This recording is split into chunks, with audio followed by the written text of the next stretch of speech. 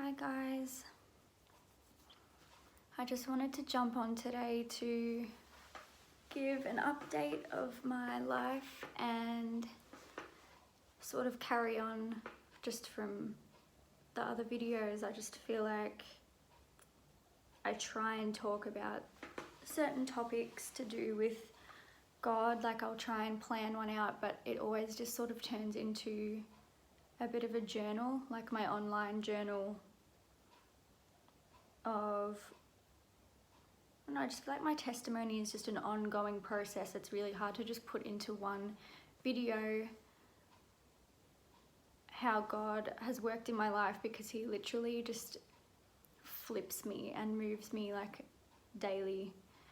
So I'm still in isolation, I'm still not working. I have received my first lot of payments from the JobKeeper, but a lot of companies and work are receiving to give to employees. So I have received like my first lot of payments, which has really helped. But I don't know, this has actually been a super positive experience for me. I think God's timing is always perfect, and even though it may interfere with our own individual plans of what we kind of want to do, I feel like God has just this way of putting everything together for the good. And I've had all this time to myself. I've had nearly 2 months off work, and it's just given me a lot of time to grieve my dad and given me a lot of time to process my emotions and to get balanced. I've been exercising, eating really healthy, getting more time out in the sunshine, because I used to just stay inside my house. Like I would never even go out and get any sun for the day. I am going on like really little walks just around my house, obviously not being around other people. I've been cooking a lot, spending so much time with God and in prayer and worship, and just getting into reading his word and rediscovering different things that I haven't noticed before. I've been watching a few different people on YouTube. Like I still have my main people that I watch. Obviously Three Hearts Church would be my number one, because it's my online ministry and church. And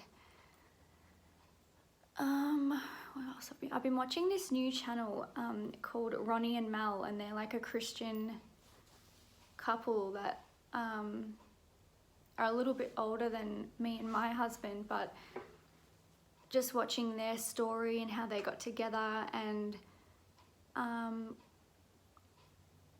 I relate a lot to both of them and think that my husband and I are really similar to them, and they're just a really down-to-earth couple that have kind of used their experience to start their own ministry. So I've been watching a lot of their videos, and just sort of, it's just been a really nice break away from work, away from people, away from the outside world. I mean, I do feel trapped a little bit, but I'm just thankful that I don't live by myself. Like I have my husband who comes home to me and kind of makes me feel, normal, sane, I guess. I have been keeping in contact with my family over the phone and stuff, and that's been nice.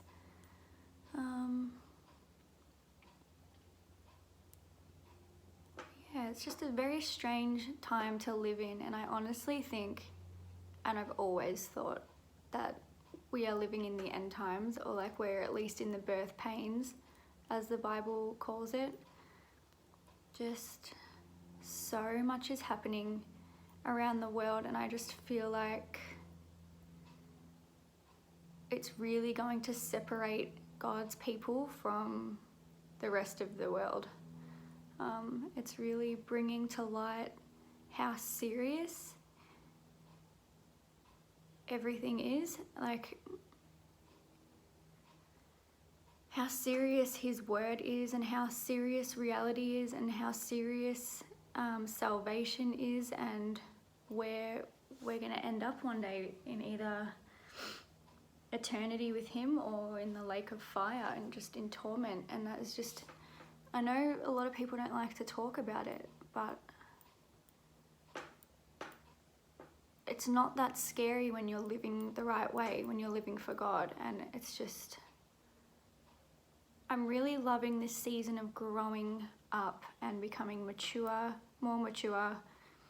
I'm really just ready to step into this new season. I really, as you all know, I really want to be a parent. I really want to be a mother. I really want to get into that part of life. Like I'm almost finished my 20s.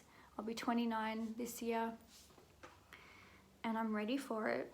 I'm ready to put away the childish ways of my past and just become the woman that I was always meant to be. There is a passage that I've been reading that's kind of stuck with me, and it is, sorry, 2 Corinthians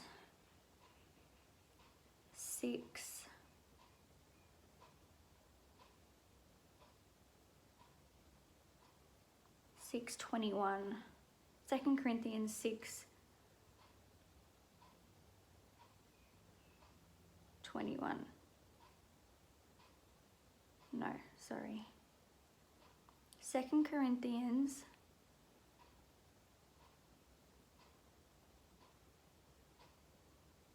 6:2.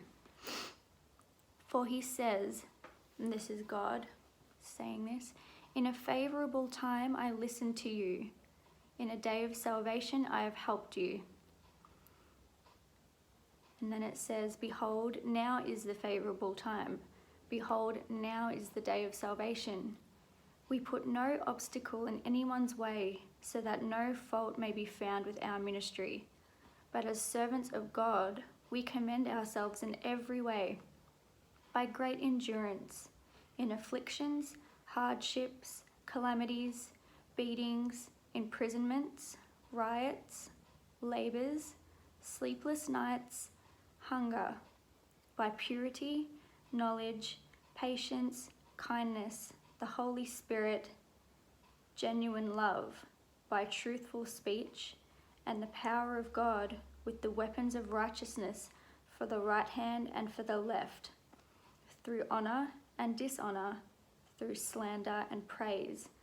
We are treated as impostors and yet are true, as unknown and yet well known, as dying and behold we live, as punished and yet not killed, as sorrowful yet always rejoicing, as poor yet making many rich, as having nothing yet possessing everything.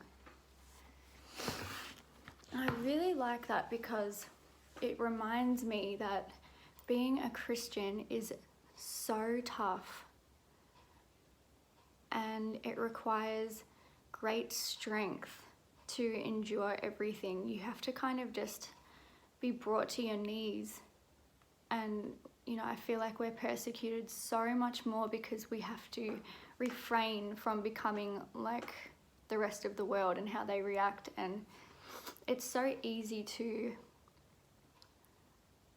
just take the easy road and become a selfish person who only thinks about their needs before others. And that passage, that verse really makes it known and puts into perspective that it's through all this suffering and hardship that we find our strength in God, and He really carries us through from the smallest problems to the hugest problems, like what we're going through right now in the world. Like this is a thing that the whole world is feeling.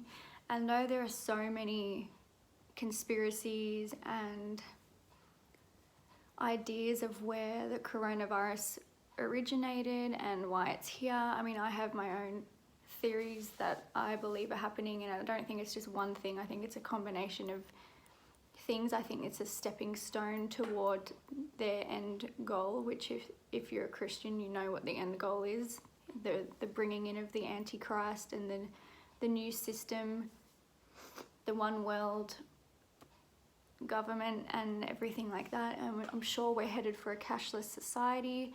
And then there's obviously preparing for the mark of the beast.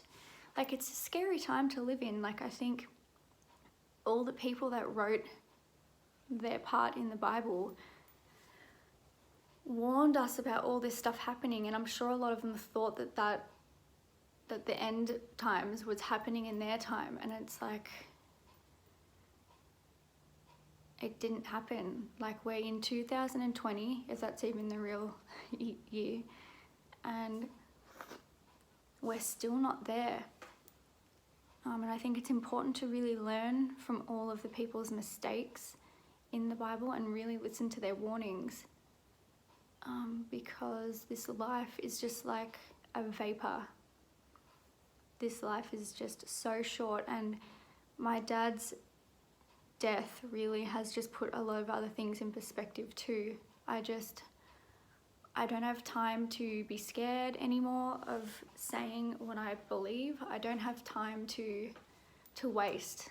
I really don't have time to waste. I need to stand on my 2 feet and be true to who I am. And if people are going to criticize or judge or leave me, then I have to be okay with that. And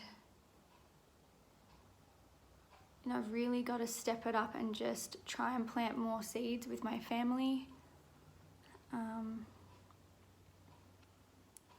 It's really important. I never want anyone's blood to be on my hands because I was a bystander. I never want to be a lazy servant in God's eyes when it comes time and He's asking me, why haven't you done anything? Like, why haven't you... I put you in that situation to say or do this and you didn't do it. You didn't use any of the gifts I've given you. And I don't have time to just be scared anymore. And like, I do get scared. I get scared of judgment. I get scared of being spiritually attacked. Like, it's frightening, but I don't have time for fear anymore. Like, it's irrelevant. I think I'm just rambling on here right now, but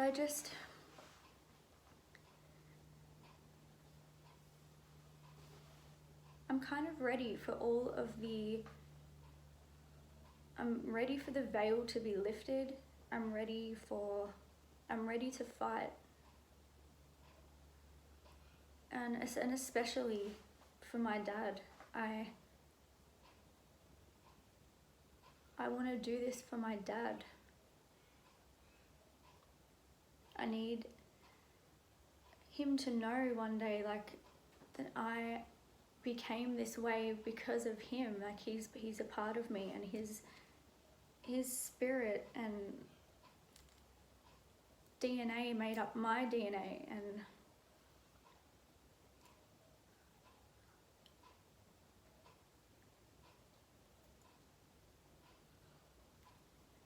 yeah, I'm really motivated. I'm motivated by his death and how short life is, and that we only get one chance. We only get one chance to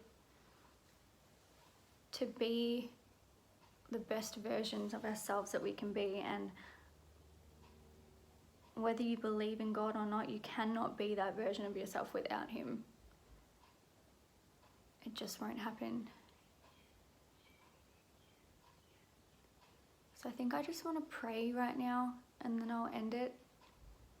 Father, I just want to thank you for insight and wisdom.